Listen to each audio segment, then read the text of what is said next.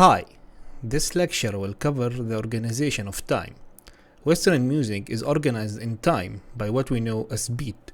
This beat can be any speed desired by the composer, or selected by the performer, or just dictated by the conductor. The beat, most of the times, isn't heard by the listener or by the audience. However, it is something the performer is always aware of. The speed of the beat is called the tempo. In older times, the tempo was indicated by words such as allegro, that means fast, or largo, that means slow. And you can still see them in some pieces that was written 100 or so years ago. But nowadays, it's more common to use the metronome, and this mark became more common. I'll explain what it means in a little bit. The metronome indication is also combined with words. The source for many terms that are used in music to indicate the tempo, even the word tempo itself, came from Italy. The Italian language is more like it. When only words are used for tempo, it becomes a kind of a gray area, because it would be left for the performer or the conductor to decide what exact speed to use. And for example, if you listen to the same piece played by two different performers, the piece may sound differently in each performance. It became less of an issue when the metronome was used. How the metronome works is it clicks how many quarter notes should be played in a minute, and the performer would use the metronome to practice the piece. Again, not all pieces has a metronome mark, but it's more accepted nowadays to use a metronome mark instead of a word. But it's important to know the words as well.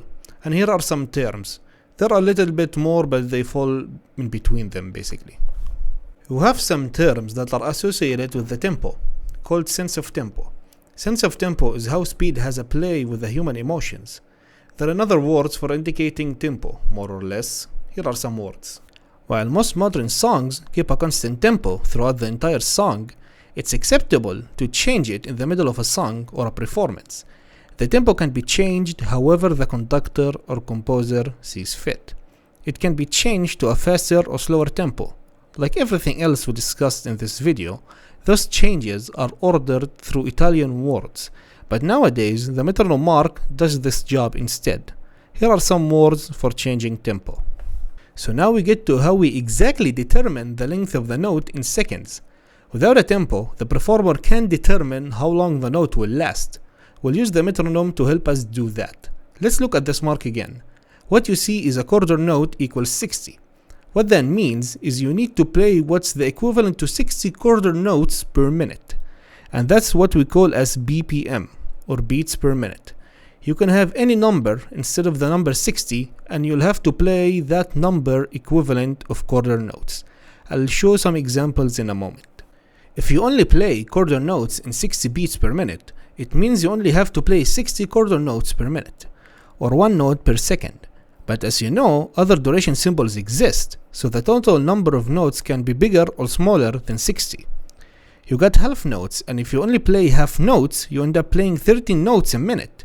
If you play only whole tones, you end up playing 15 notes per minute. If you play 18th note per minute, you end up playing 120 notes per minute. I think you see the pattern at this point. The tempo is measured with quarter notes, and you can play whatever time durations you want as long as the equivalent for 60 quarter notes has been played per minute, in the case that you see right here, no more or less. Here are some examples how you can measure to quarter notes worth. Again, you can use whatever you want. 60 isn't the only number, of course. You can end up playing 120 beats per minute, which then you have to play the equivalent of 120 quarter notes per minute, or even 150 notes per minute, or even 250 notes per minute, or even weird numbers like 74 or 52. It can be anything. You have to play the quarter notes equivalents to that number per minute. The bigger the number, the faster the tempo will be. Once 16 notes per minute existed, but it's not in practice anymore.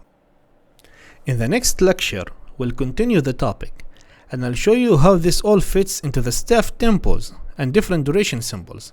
Exercises are available, enjoy solving them, and see you in the next lecture.